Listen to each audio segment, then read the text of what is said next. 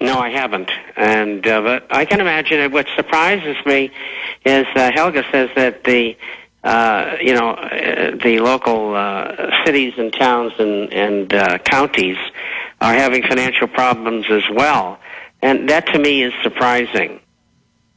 Totally bankrupt. My city, where I was born, even the graveyard is privatized.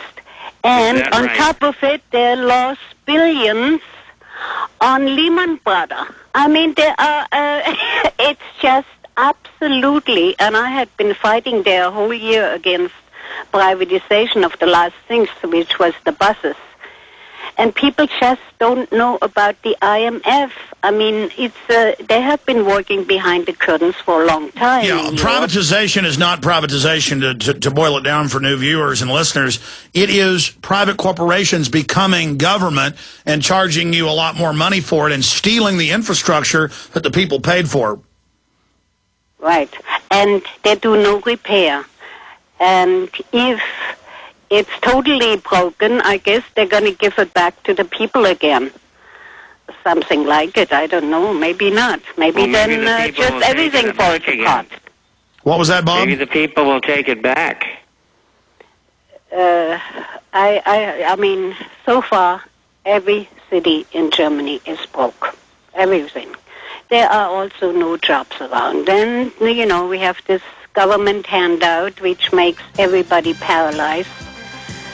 And that's why you're broke. That's why Helga, it's so good hearing from you. I've seen Helga over the years out at events and down at the TV studio, and she's just a great lady.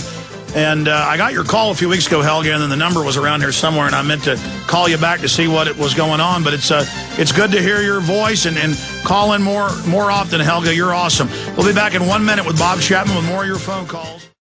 We're taking your calls right now for Bob Chapman. He joins us every Friday. Of course, his website's theinternationalforecaster.com. Amazing info there. And we, of course, have Infowars.com. Anti-Federalist, you're on the air. Thanks for holding. Hey, guys, you there? Yes, sir. Okay. My question's for Bob. Bob, why gold? And if the world were to come into Armageddon, okay, I know that gold's been traded for centuries and been used for economies, but how is it going to do me any good if the world really were to go into Armageddon, and how can I possibly afford a substantial amount to actually make a difference in my own life? And also, if you could, please explain HJR 192 and how the Constitution says no state shall accept anything other than gold and silver as tender in payment of debt, and how now we cannot pay for anything because we have no money. Okay, Anti-Federalist, I want to make some comments, but first, Bob. Well, I think that as far as the HD or whatever the name of the bill was is concerned, you know, that's been on the books for a long time, and government just ignores it. They just very simply do what they want to do. And as far as Armageddon's concerned, if Armageddon comes, nobody's going to have anything, in the way I interpret it. And so if you're worried about that, it's more important you have food and water and a way to filter your water. Well, we haven't talked about gold yet today, and gold is just one of the things. Firearms, food, water, friends, skills, having a plan. So an emergency happens, a meteorite, nuclear war, World War III, evacuations, that you're not dependent on government, because look at Katrina and every other disaster. They can't and won't help you, Bob. That's right. Let me briefly comment. What I really heard there, and we all give into this, is kind of this psychological attitude of the world's going to hell, so I might as well go drink a bunch of beer and eat cheese enchiladas and smoke cigarettes. And I've done that before in my life. You know, well, the government's threatening to kill me, and this will never, you know what, I don't care. I'm going to go eat a bunch of enchiladas and drink eight Dos Equis. You can't have that attitude. You know, the end of the world could be next month. I don't think it is, but let's say it was. Do the right thing now. Live your life. Is gold a silver bullet? Is gold the pantheon to save the whole world? No, it's just better than fiat money. It's better than fiat stocks and bonds and derivatives and things that are questionable and that can be revoked or devalued with the stroke of a pen or in the twinkling of an eye or over time with gradual inflation and devaluation of currency. And so, there's always this cop-out. You see it in the Christian church. Well, the end of the world's coming, so I'm not going to go out and warn my neighbors about the takeover and the microchips and the police state and the fluoride in the water. And I've been hearing that for 15, 16 years since I've been active. I know you've been hearing it for 50, Bob. When we come back, I want you to briefly speak to it. But this caller, what he said pretty much encompasses it all. Of course, you could die in a car wreck today and have a safety deposit box full of gold and never use it. You could die in a car wreck and not use $10 million in stocks and bonds people may hypothetically have out there. I mean, what does that mean? Or the government in 1933 under War Powers Act, confiscated gold. Yeah, my grandmother remembers her father not turning his in Dallas. And my grandfather remembered his dad, who owned a car dealership, not turning it in. And people just buried it. That's the old, the old mason jar thing. And they did well a year later after the gold confiscation when the government doubled the price because the bankers had hoarded it.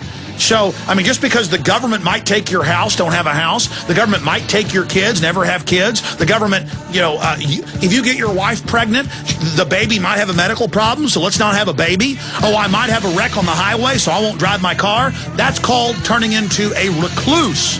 That's called turning into a paranoid.